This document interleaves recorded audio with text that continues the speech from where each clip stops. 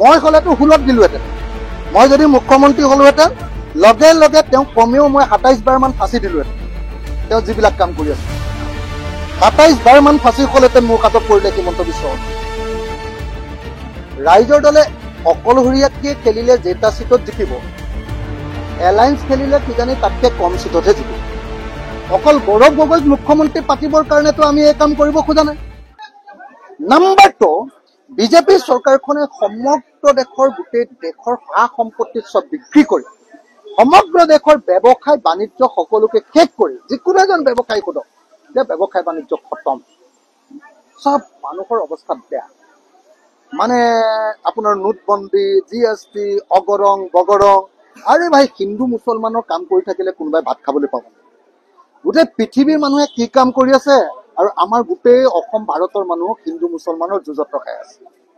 আপুনি কওকচোন, পৃথিৱীৰ কোনোবা মুখ্যমন্ত্ৰী আছে নেকি যে নিজৰ দলৰ মানুহবিলাকক মন্দিৰৰ ওচৰত গৰু মাংস পেলাবলৈ লগাই দিয়ে আৰু তাৰ পাছত উচতনি দিয়ে যে চব হিন্দু মানুহবিলাকে মছজিদৰ ওচৰত গাহৰি মাংস পেলাব লাগে? এই কথাটো কোৱাৰ কাৰণে হিমন্ত বিশ্ব শৰ্মাৰ লগে লগে জেললৈ যাব লাগিছিলে নে নাই? অসমৰ ইতিহাসৰ আটাইতকৈ সাম্প্ৰদায়িক মানুহজনৰ নাম হিমন্ত বিশ্ব শৰ্মা হয় নে নহয়? যিজন মানুহে তেওঁলোকৰ দলৰ, তেওঁলোকৰ চৰকাৰৰ মানুহৰ জৰিয়তে মন্দিৰৰ ওচৰত গৰু মাংস পেলাইছে, প্ৰত্যেকবাৰে প্ৰমাণিত হৈছে। যিজন মানুহৰ নেতৃত্বতে গৰু মাংস মন্দিৰৰ ওচৰত পেলাইছে, সেইজন মানুহকে আকৌ মছজিদৰ ওচৰত গাহৰি মাংস পেলাব লাগে বুলি উচতনি দিছে। এই মানুহজনক চিধা চিধি জেলত দিব লাগে। মই হলেতো হুলত দিলোহেঁতেন। মই যদি মুখ্যমন্ত্ৰী হলোহেঁতেন লগে লগে তেওঁক কমেও মই ২৭ বাৰমান ফাঁচি দিলোহেঁতেন। তেওঁ যিবিলাক কাম কৰি আছে ২৭ বাৰমান ফাঁচি হলহেঁতেন মোৰ কাষত পৰিলে হিমন্ত বিশ্ব শৰ্মা। আপোনালোকে দেখিছে নহয় যি কাম কৰি আছে। সেই মানুহজনক আঁতৰাবৰ কাৰণে আৰু ফেচিবাদ আৰু সামন্তবাদী যি শাসন চলাইছে, জাতি ধৰ্ম বৰ্ণৰ নামত যি লুণ্ঠন কৰিছে, হিন্দু মুছলমানৰ যি কাজিয়া লগাইছে, এইটোক নাইকিয়া কৰিবৰ কাৰণে আমি এলায়েন্স বিচাৰিছো। মানে মই গৌৰৱ গগৈ ডাঙৰীয়া আৰু কংগ্ৰেছ দলৰ সকলো নেতৃস্থানীয় ৰাইজক, নেতৃস্থানীয় নেতাসকলক সকলোকে বিনম্ৰভাৱে এটা কথা কওঁ যে ৰাইজৰ দলে যে এলায়েন্স বিচাৰিছে এইটো ৰাইজৰ দলৰ স্বাৰ্থত নহয়। ৰাইজৰ দলে অকলশৰীয়াকৈ খেলিলে যেটা চিটত জিকিব, এলায়েন্স খেলিলে কিজানি তাতকৈ কম চিটতহে জিকিব। এইটো জাতীয় স্বাৰ্থত, এইটো দেশৰ স্বাৰ্থত, এইটো জনগণৰ স্বাৰ্থত মই এই এলায়েন্সটো আমাৰ ৰাইজৰ দলে বিচাৰি আছো। আপোনালোকে সকলোৱে বুজি পোৱা দৰকাৰ যে আজিৰ দিনটোত অসমখন এজন টাইৰেণ্ট বা এজন স্বেচ্ছাচাৰী শাসকৰ নেতৃত্বত চলি আছে, য'ত কোনো মানুহে নিজৰ কথা ক'ব নোৱাৰে, তেওঁক বাকৰুদ্ধ কৰি দিয়া হয়, তেওঁ মুখখন বন্ধ ৰখা হয়। কেতিয়াবা গুপ্ত হত্যা কৰি ৰাতিয়ে মানুহ গুলিয়াই মাৰি দি কৰি দিয়ে, কেতিয়াবা পুলিচে ধমকি দি কৰে, কেতিয়াবা ভয় ভাবুকি দি কৰে, কেতিয়াবা কাৰোবাৰ আঁচনি কাটি দি কৰে। মুঠতে অসমৰ মানুহৰ মুখ কণ্ঠ এতিয়া হিমন্ত বিশ্ব শৰ্মাৰ দিনত সম্পূৰ্ণৰূপে অৱৰুদ্ধ কৰি দিয়া হৈছে। আৰু এই টাইৰেণ্ট বা স্বেচ্ছাচাৰী শাসকজনক যেতিয়ালৈকে খেদিব নোৱাৰিম তেতিয়ালৈকে অসমৰ মানুহৰ মুক্তি নাই। সেইটো কাৰণেহে আমি এলায়েন্সটো বিচাৰি আছো, নাম্বাৰ 1। তৃতীয়টো হ'ল ব্যৱসায় বচাবৰ কাৰণে এলায়েন্স বিচাৰিছো।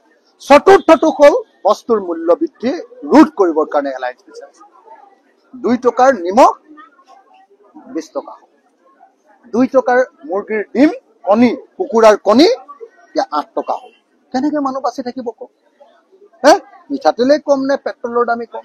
সেইবিলাক বস্তু কলে মানে কয় যে ই হিন্দু বিৰোধী। আৰে ভাই, হিন্দু কৰি যদি বস্তুৰ দাম কমাই দিয়ে তেতিয়াহ'লে ময়ো হিন্দু হ'ম।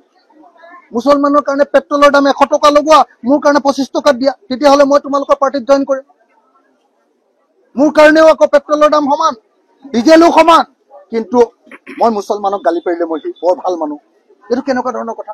গতিকে মই আপোনালোকক একদম মই সকলো সাংবাদিক আৰু সংবাদ মাধ্যমক কৰজোৰে আহ্বান জনাইছো, আপোনালোকে গৌৰৱ গগৈক এটা কথা কৈ দিয়ক যে গৌৰৱ গগৈ যিমান দিনলৈকে এই এলায়েন্সৰ কথা নাপাতিব, সিমান দিনলৈকে অসমীয়া মানুহৰ মানে উৎকণ্ঠা বৃদ্ধি হৈ গৈ থাকে। অসমীয়া মানুহ এনে বাকীবিলাক ক্ষেত্ৰত হিমন্ত বিশ্ব শৰ্মাৰ শাসন দেখি হাৰ্ট ফেইল হৈ হৈ মৰি আছে। গৌৰৱ গগৈ যদি এনেকে টানি টানি টানি টানি লৈ যায় আৰু বিৰোধী দলবিলাকৰ লগত যদি কোনোদিন আলোচনাও নকৰে, এটা ফোনো নকৰে, অকল ডিপ্লমেটিক কথা কৈ থাকি অকল দলৰ স্বাৰ্থ পূৰণ কৰাৰ কথা কয়। গৌৰৱ গগৈ দলৰ স্বাৰ্থ পূৰণ কৰিব খুজিছে, ভাল কথা, কিন্তু দলৰ স্বাৰ্থৰ লগতে দেশৰ স্বাৰ্থ আৰু জনগণৰ স্বাৰ্থও পূৰণ কৰিব লাগিব। অকল গৌৰৱ গগৈক মুখ্যমন্ত্ৰী পাতিবৰ কাৰণেতো আমি এই কাম কৰিব খোজা নাই।